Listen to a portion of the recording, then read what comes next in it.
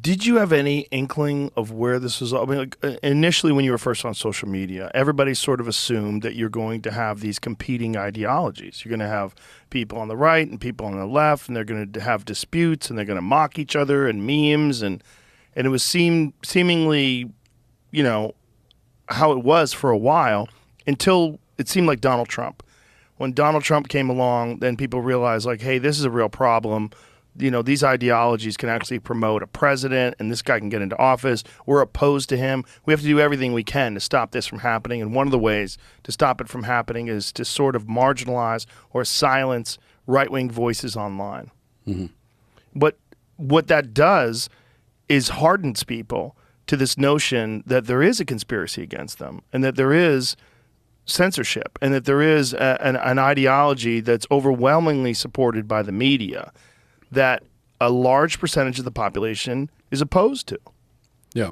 And that rational, reasonable discourse amongst people with differing ideas is discouraged, which is fucking dangerous. It's not good for understanding what ideas are good and what ideas are invalid, and seeing them all argued and fleshed out and having debates has always been the way we can discern what's right and what's not. What's correct? What resonates with me? What makes sense? Who makes a more valid, logical argument? Yeah. That's one of the more disturbing aspects of controlled tech, of tech being censored. And one of the reasons why I have great hope in Elon Musk taking over Twitter. Because I think, you know, Elon has famously stated that he's a free speech absolutist. And he believes that people should be able to have differing opinions, speak civilly about these differing opinions, and do it in an open forum. Yeah. Yeah, I think you're right that Donald Trump was the turning point, because that was something that, from the perspective of the powerful elites, that's not supposed to happen. He's not supposed to become president.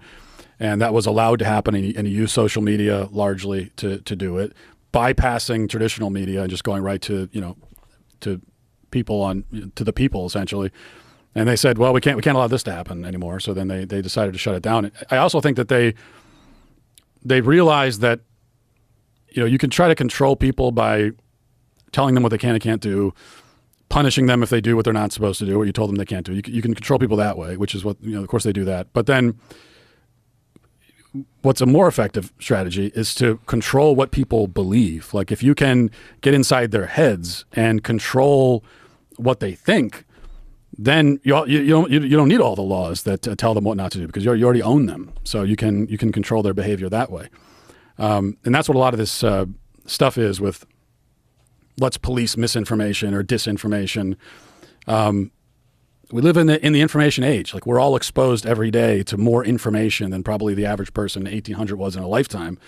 And this is the world we live in. So if you can control that, control the information, control people are exposed to, manipulate what they think and what their beliefs are, then you know that's much more powerful than simply like passing laws and telling you what you can and can't do. Yeah, and that's why I think it's so important to have a neutral platform like Twitter, as opposed to all these other platforms that have emerged in response to the censorship of right-wing voices. Because the problem is those become ideological bubbles for the right. Yeah.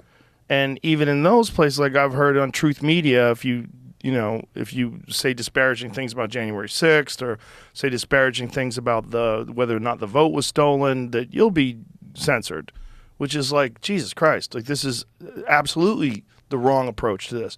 Now you're going to encourage even more right-wing ideological thought bubble stereotype behavior, and you're not going to get the real logical debate, which is what's important. Yeah, because there's a lot of people that, you know, this idea that there's people on the right and people on the left, and that's it. That's nonsense. There's many of these people share very similar ideas and very similar hopes for society and culture, and I think far more people are probably in the middle.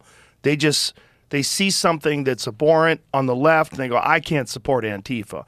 Or they see something that's horrible on the right, well, I can't support these people. And they have to find a team that they join. And you feel like this team is the good team, and they're going to lead the country in the right direction. And that team is fascist or racist or whatever it is. And if you're connected to that team, you have to buy wholesale all the other shit that's a part of that team. The only thing that's going to solve that is open debate and communication, where people get to really evolve their own ideas and see these ideas discussed.